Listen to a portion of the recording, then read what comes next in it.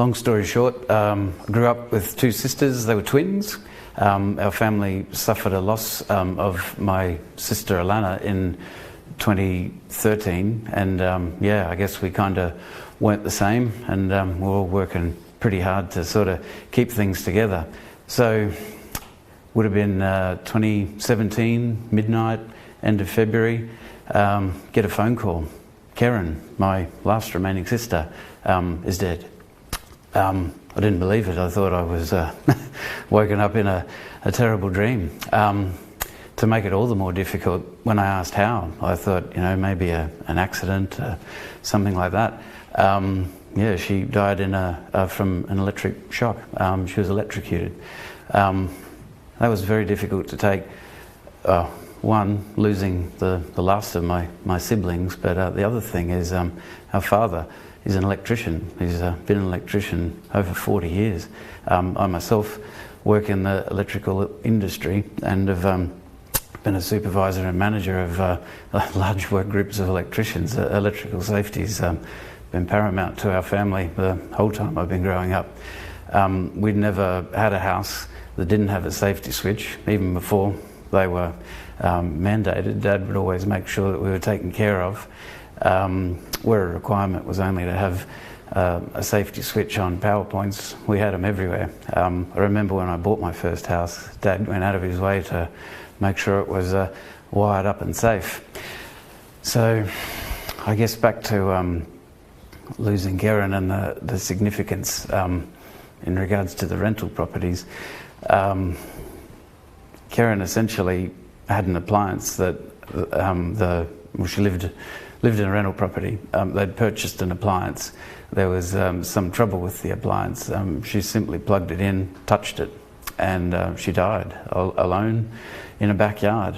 It was several hours later when her roommates came home and found her, and it was too late to do anything to save her. There was not another chance for her. So I guess it's a complex one. I remember after getting the call, I knew I had to get up there straight away to be with Mum and Dad. And Karen lived just around the corner from my grandparents. Used to help them out with mobility, mowing the lawn, shopping, all that stuff. So there was a big heap of things for us all to consider. And I remember going around to the place, and my dad met me out the front, and we went out the back.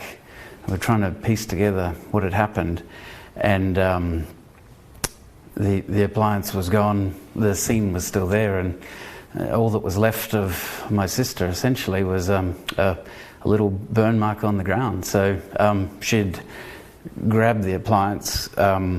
She couldn't let go. She fell down. It fell on top of her, and that was kind of it.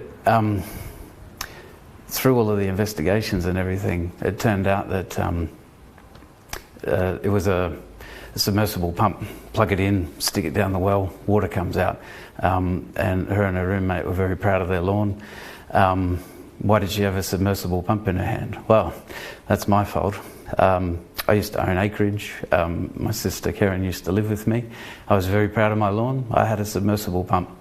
Every now and then you'd pump a bit low, get a bit of silt in it, and the trick I'd showed her was you get a bucket of water, you get the pump, and you dunk it up and down a few times. So no tools, no touching electricity.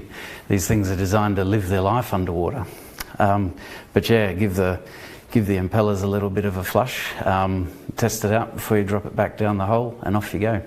And it looked like she was doing exactly what I'd shown her to do. The difference with this circumstance was the property that she was in, the power point she was plugged into, there was no safety switch, there was no RCD installed. The other challenge is the appliance that she had been brought into Australia and sold and distributed by an Australian company without going through the appropriate RCM process. So they'd sort of found a cheap deal online, bought a container load of them in and sold them. So unbeknown to her with all of this, the reason why the pump wasn't working was a wire had come loose. It had snagged in the reciprocating part of the pump. It energised the frame. Submersible pumps, big bit of poly pipe connecting to the surface. So she'd hauled it up by the plastic pipe. She'd put a short little bit of pipe on it, put it in a bucket of water so she could test it. It was submerged, turned it on, didn't work. She's grabbed it by the plastic handle, and then as she's grabbed the metal body, that was essentially the end of her life. It was the loss of my last remaining sibling, and I guess my parents went from having a nice big family of 3 kids to just having me left.